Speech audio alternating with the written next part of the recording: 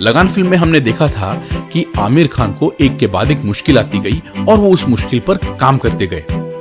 लेकिन दुनिया के 90% लोग मुश्किल को देखते ही अपने आप को संभाल नहीं पाते और उस मुश्किल से या रुकावट से ऑलरेडी होने वाली परेशानी को खुद अपने हाथों से 4 गुना बढ़ा देते हैं। लेकिन दुनिया के 10% लोग ऐसा नहीं सोचते, वो उस चीज को कुछ अलग तरीके से लेते हैं। एक बार एक प्रांत के राजा ने अपनी प्रजा का एटीट्यूड जानने के लिए एक छोटी टेस्ट ली।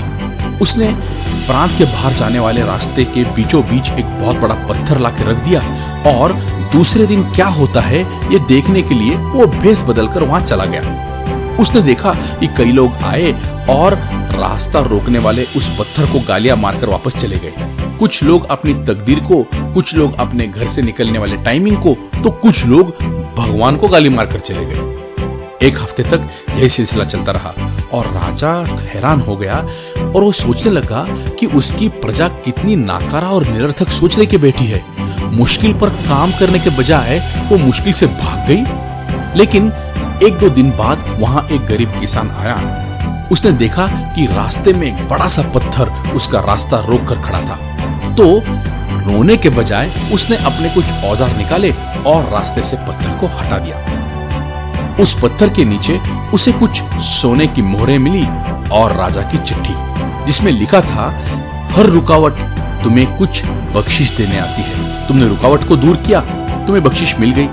जो रुकावट से भाग गए उन्होंने उसे खो दिया। इस तरह लगान फिल्म में भी आमिर खान जी को एक के बाद एक मुश्किल आती गई, लेकिन उस मुश्किल से भागने के बजाय उन्होंने उस मुश्किल से लड़ने का निश्चय किया और इसी के कारण उनसे बहुत सारे लोग भी जुड़ गए और बख्शिश के तौर पर उनकी लगान भी माफ हो गई, उन्हें राजा की बख्शिश भी मिली और उन्हें क्रिकेट भी सीखने का मौका मिला। इसी तरह हर रुकावट आपके लिए कुछ ना कुछ तो बख्शिश लेकर ही आती है।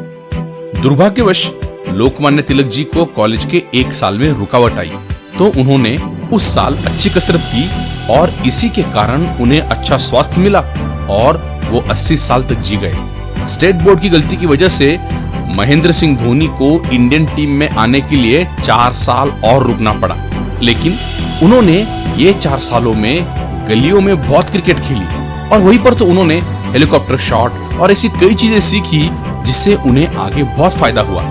जॉन डी रॉकरफेलर ने 16 साल की उम्र में अपना सारा सेविंग स्टॉक में गवा दिया और इसी मुश्किल ने तो उन्हें पैसा और स्टॉक मार्केट का ज्ञान लेने में मजबूर किया और वो अपने दौर के सबसे बड़े बिजनेसमैन बने। तो इसी तरह हर एक इंसान ने रुकावट के समय कुछ ना कुछ उससे सीखा।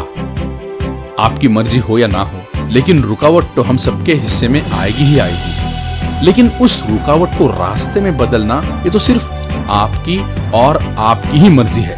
खैर, अगर आपकी मर्जी है मुश्किल पर काम करने की और आगे बढ़ने की, तो लेते रहो वीटी शॉट।